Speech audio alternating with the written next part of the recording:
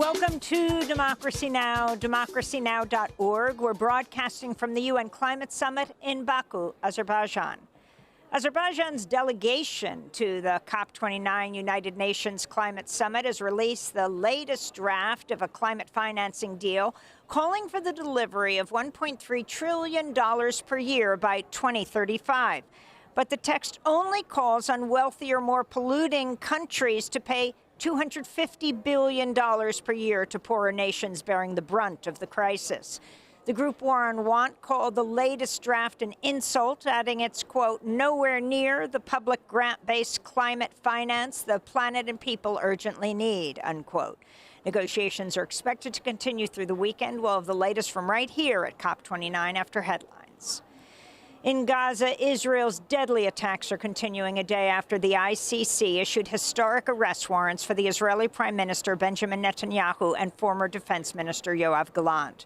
In North Gaza, the beleaguered Kamel Adwan Hospital warns it'll turn into a mass grave if no medical supplies are allowed in, as it remains besieged and under attack from Israeli forces.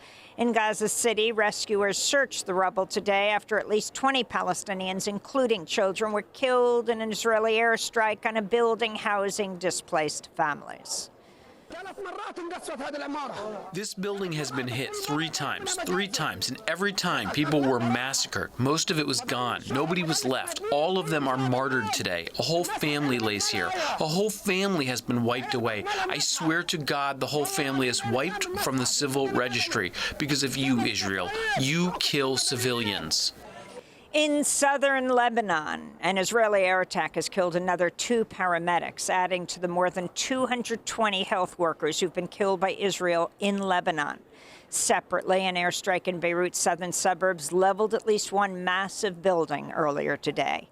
Meanwhile, in the Netherlands, a coalition of rights groups are suing the Dutch government for providing arms to Israel and failing to prevent genocide in Gaza. President-elect Trump has named his former impeachment lawyer, former Florida Attorney General Pam Bondi, as his new pick for Attorney General Thursday after Matt Gaetz withdrew from consideration. At least 4 Republican senators adamantly opposed Gaetz's confirmation amidst a firestorm over sexual misconduct and trafficking allegations. As Florida's top prosecutor, Pam Bondi led a failed campaign to overturn the Affordable Care Act and fought to uphold Florida's ban on same-sex marriage. She now works with the right-wing think tank America First Policy Institute. The news outlet The Lever reports Pam Bondi's brother, Brad Bondi, has represented Elon Musk and Tesla against federal securities fraud charges. We'll have more on the Trump nomination of Pam Bondi later in the broadcast. The U.S. House of Representatives on Thursday approved H.R. 9495, dubbed the nonprofit killer by civil society groups. The measure would give the incoming Trump administration broad authority to go after its critics by revoking the tax-exempt status of any group it labels a terrorist-supporting organization, with no evidence needed. The bill passed on a 219 to 184 vote, with 15 Democrats joining Republicans. H.R. 9495 has the support of the Anti-Defamation League and other Israel lobby groups. Critics warn the law would immediately target organizations fighting for Palestinian rights. The bill's fate in the Senate remains uncertain. We'll have more later in the broadcast. Brazil's federal police force has recommended criminal charges against far-right former President Jair Bolsonaro for attempting a coup as he attempted to cling to power in the wake of the 2022 presidential election. The recommended charges against Bolsonaro, along with 36 former aides and cabinet members, came as CNN Brazil reported Bolsonaro had full knowledge of a plot to assassinate then-President-elect Luiz Inácio Lula da Silva. 5 people, including a former advisor to Bolsonaro, were arrested over the alleged conspiracy this week. On Thursday, President Lula spoke publicly about the plot for the first time. I can assure you that I am a man who has much more to be thankful for because I am alive. The attempt to poison me and Vice President Achman did not work, and we are still here. The Kremlin has denied claims by Ukraine that Russia used an intercontinental ballistic missile in an attack on the central Ukrainian city of Dnipro. On Thursday, Russian President Vladimir Putin said the attack had instead used a new type of intermediate-range hypersonic ballistic missile carrying non-nuclear payloads. The Kremlin called the strike a warning to the United States and United Kingdom for allowing Ukraine to fire U.S. and British-made missiles at targets deep inside Russia. In Pakistan, at least 42 people were killed and more than a dozen critically injured Thursday when gunmen opened fire on a convoy of 200 vehicles traveling through a remote northwestern region near the Afghan border.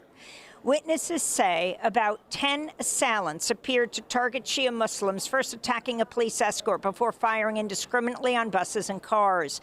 It's the latest in a series of deadly sectarian clashes between majority Sunnis and minority Shias in Pakistan's Khyber Pakhtunkhwa region that have killed dozens of people in recent months.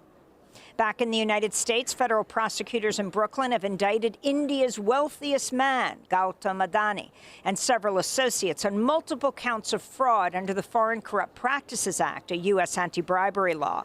Prosecutors accuse Adani of leading a $250 million bribery scheme in India to obtain solar energy contracts worth billions of dollars, then covered up the graft to raise money from U.S. and international investors. Adani, who's listed as the world's 19th richest person with a net worth of more than $85 billion, is a close ally of the Indian Prime Minister Narendra Modi, who has repeatedly helped Adani Group win lucrative government contracts.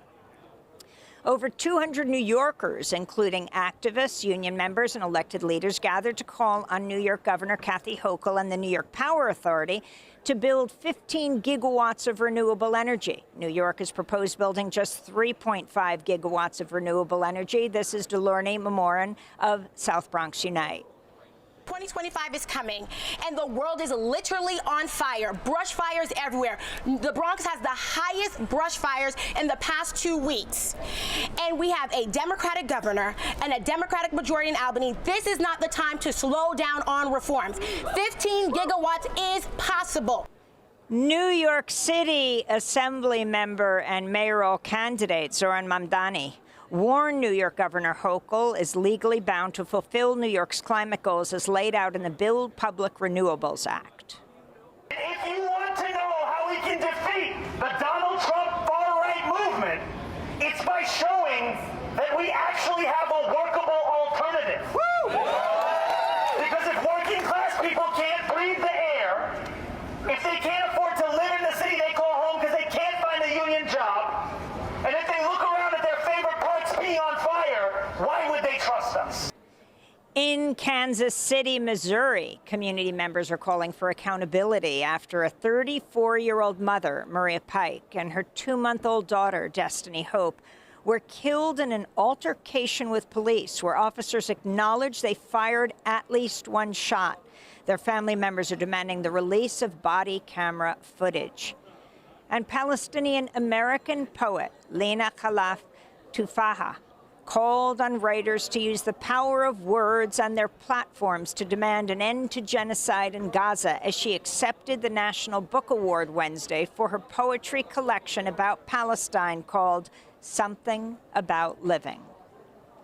I want us to feel and be uncomfortable and be disoriented and be angry and get up and demand that any administration, no matter what letter it has at the end of its name, D, R, whatever, that any administration that we pay for should stop funding and arming a genocide in Gaza.